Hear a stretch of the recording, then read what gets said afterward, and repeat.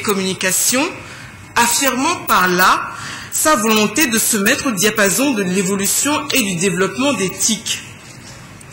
Le 17 mai prochain, nous célébrerons la Journée mondiale des télécommunications. Cette année, notre objectif est d'améliorer la qualité des services offerts par les opérateurs. C'est la raison pour laquelle le régulateur s'est doté d'équipements de contrôle de qualité de réseau et que le ministère a commandité des audits techniques sur les réseaux des opérateurs. Les recommandations de ces audits, qui vont avoir lieu sous peu, qui vont débuter sous peu, devront obligatoirement être adoptées par les opérateurs. Donc nous espérons qu'avec ça, nous verrons une amélioration de la qualité de service. Pour que le Togo ne reste pas en marge des innovations technologiques, les députés ont adopté à l'unanimité 2 projets de loi destinés à favoriser une coopération et un partenariat fructueux avec l'UIT. Ces différentes révisions visent à rendre plus opérationnelles les instances de l'UIT en vue d'une meilleure coordination au plan mondial de l'exploitation des réseaux et services des télécommunications, ainsi que dans la promotion des techniques de l'information et de la communication. Vous comprenez donc que notre pays ne peut se permettre de rester plus longtemps encore en marge de cette évolution. Il doit remplir ses obligations vis-à-vis de l'Union dont il est membre depuis 1961. Voilà donc le principal enjeu de cette plénière et je me réjouis, chers collègues, du fait que cela ne nous a pas échappé. Rattaché à l'ONU depuis 1947, l'UIT couvre aujourd'hui l'ensemble des TIC, de la radiodiffusion numérique, de l'Internet en passant par des technologies mobiles. Il est également chargé de la réglementation des télécommunications dans le monde. Et c'est le Malien Amadou Touré qui est l'actuel secrétaire général de l'UIT. Et notez que les députés se retrouvent jeudi prochain à 9h au Palais des Congrès de l'Assemblée nationale pour leur 6e séance plénière de la première session ordinaire de l'année. C'est ce qu'indique ce communiqué du président de l'Assemblée nationale. Il est 20h14, suite de la tournée de sensibilisation de soutien aux actions de démarrage du Fonds national de la finance inclusive, tournée entamée hier à Lomé. On y revient dans un instant.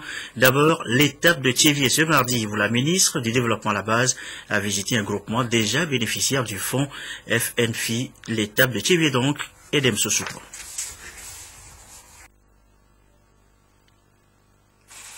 Gati Agodou dans le Zio. Ici, elles ont mis ensemble leur crédit pour réaliser un rêve. Devenir des femmes pleinement épanouies et économiquement indépendantes. Tout part du tout premier crédit de l'APSEF, accès des pauvres aux services financiers du Fonds national de la finance inclusive, et les voilà lancés dans la transformation des produits agricoles, notamment la noix de palme.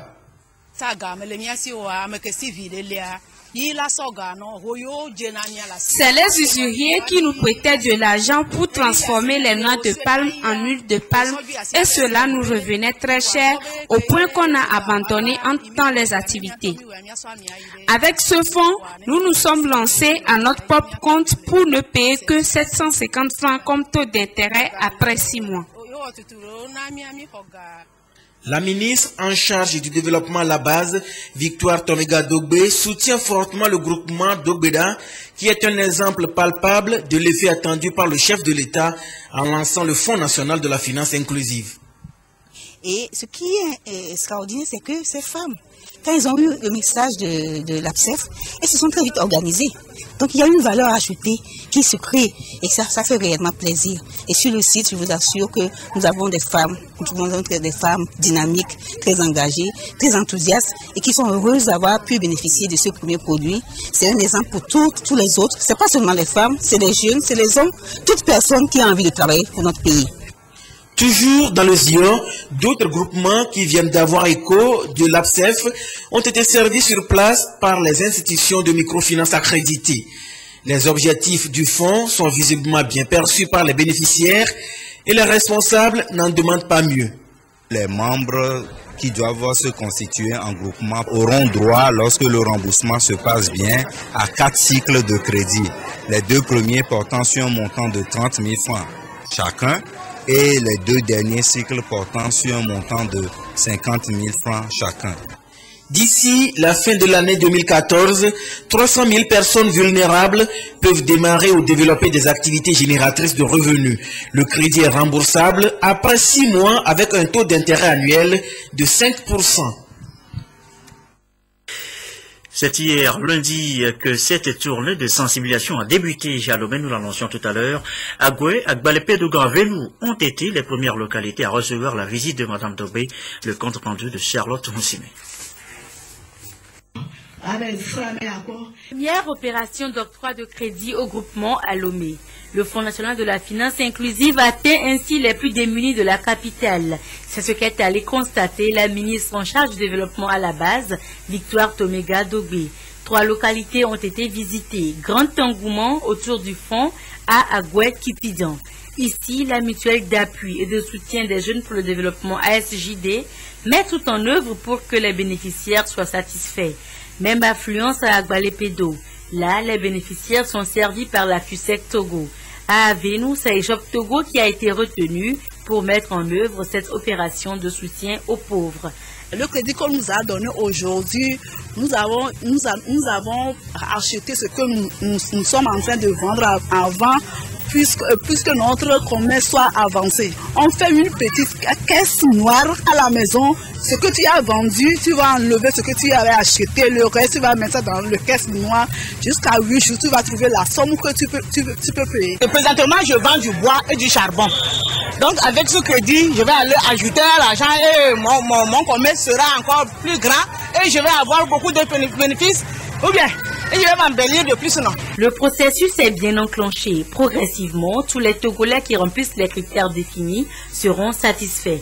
Ces préalables portent sur la sensibilisation, l'identification des vrais bénéficiaires, leur organisation en groupe solidaire et une formation en éducation financière et en éducation entrepreneuriale qui constituent des préalables pour assurer un bon remboursement de crédit. Madame Madougou, ministre béninoise invitée de cette tournée, a pendant 5 années tenu le portefeuille des microfinances dans son pays. Elle a félicité sa collègue du développement à la base et invité les bénéficiaires à plus d'initiatives et d'entrepreneuriat avec ce fonds pour rehausser l'image de l'Afrique de l'Ouest. Lancé en janvier 2014 par le chef de l'État, le FNFI aura le mérite d'atteindre 300 000 personnes vulnérables d'ici la fin de l'année 2014. Avec ce premier volet, accès des pauvres aux services financiers AFSEF, chaque membre d'un groupe solidaire bénéficiera d'un montant plafond de 30 000 francs, remboursable en 6 mois pour un taux d'intérêt annuel de 5%. Et la tournée se poursuit. La délégation est attendue demain dans les plateaux. Le Fonds national de la finance inclusive, l'initiative devrait participer à la croissance économique. La croissance économique, justement, en Afrique subsaharienne, au niveau mondial. Le sujet était ce matin au cœur d'une rencontre conjointement initiée par le FMI et la FASEG, la Faculté des sciences de l'économie et de gestion de l'Université de Lomé. À l'occasion, le rapport sur les perspectives économiques 2014 a été revisité. Le rayon FMI à la bibliothèque de la faculté inaugurée. Le récit est Serre la clé. Le Fonds monétaire international FMI échange avec les universitaires sur les questions de la place de l'Afrique dans la croissance mondiale. Ralentissement de la croissance des pays émergents, baisse des cours des matières premières, resserrement des conditions financières mondiales et contexte sous-régional pour le Togo sont entre autres les sous-thèmes développés.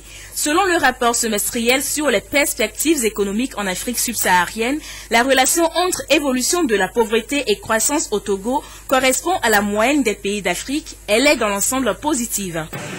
Pour le Togo, on a pu assister au cours des 5 dernières années à une reprise de la croissance.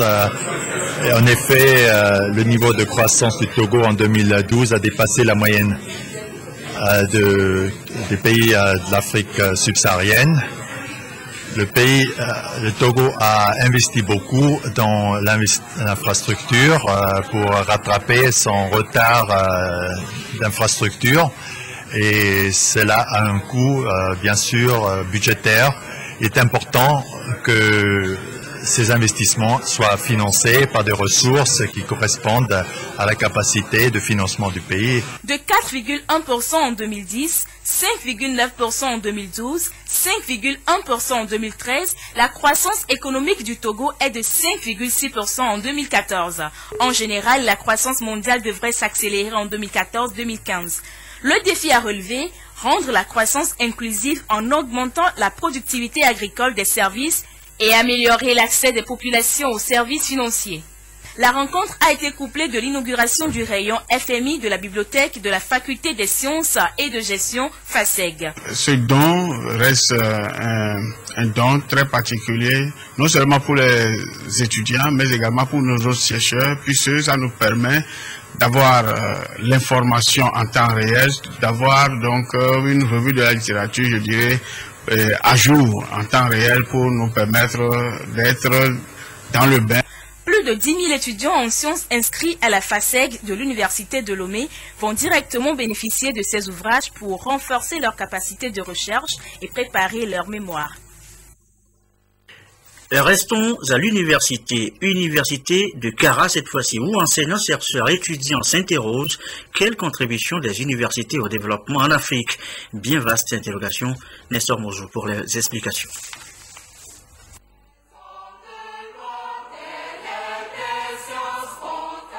L'université de Kara a abordé cette année une nouvelle décennie. Si la première a été marquée par des approximations, cette institution entend fonctionner à partir de la deuxième décennie sur des bases solides avec comme socle la culture de l'excellence. En plus du plan stratégique national de développement 2014-2024 dont elle s'est dotée, l'Université de Kara a pensé à un colloque scientifique international, un cadre de réflexion destiné à l'aider dans son repositionnement en vue de proposer des réponses spécifiques aux exigences de son environnement socio-économique en pleine mutation. Quelle contribution des universités au développement en Afrique est le thème du colloque.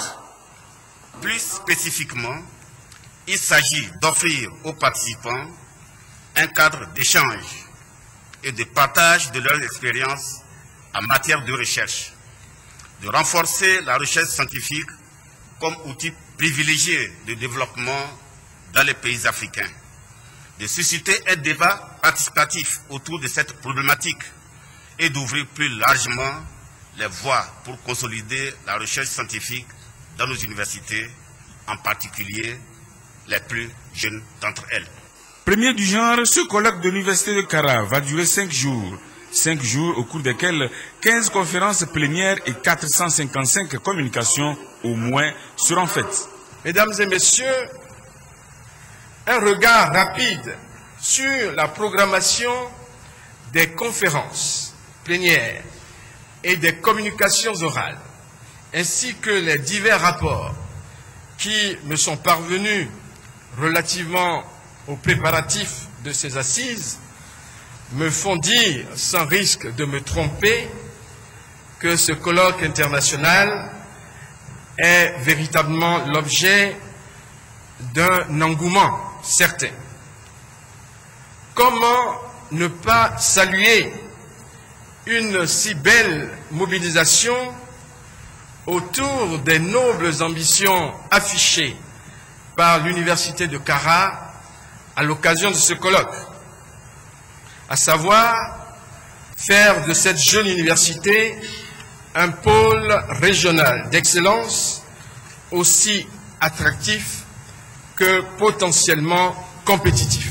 Après le protocole d'ouverture du colloque, les invités ont été conduits dans l'enceinte du centre hospitalier Université de Kara pour visiter le laboratoire de biologie moléculaire et d'immunologie tenu par l'Université de Kara.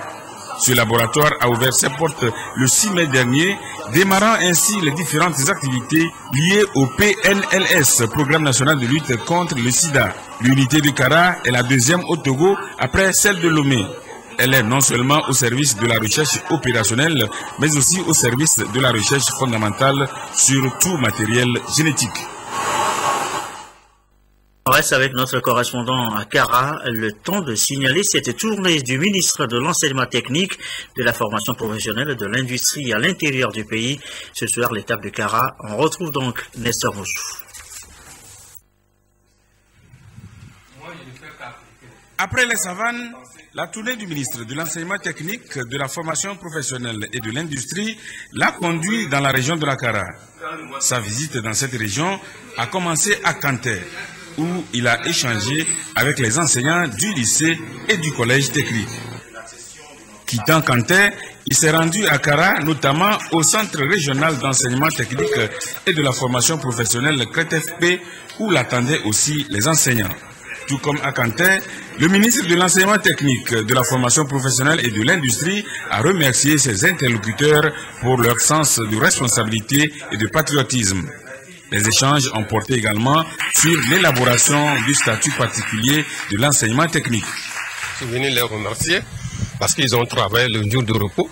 On a donné le vendredi cadeau, mais ils ont voulu travailler parce que l'examen, s'il a ce jour-là, l'examen va se prolonger et se sont sacrifiés pour faire cet examen. Je suis venu leur dire donc merci. Pour les primes, je dis mais leurs collègues sont en train d'élaborer le statut particulier de l'enseignant. À eux de se presser, ce ne sont pas les ministres qui élaborent ça, c'est les enseignants même qui élaborent leur statut. Mais je leur ai dit de se hâter lentement afin de ne pas laisser certaines facettes de ce statut. Le passage du ministre dans les établissements visités a coïncidé avec les examens de fin d'année de certaines filières. Amadou Brim Bourema Diabaté a souhaité une bonne chance aux candidats.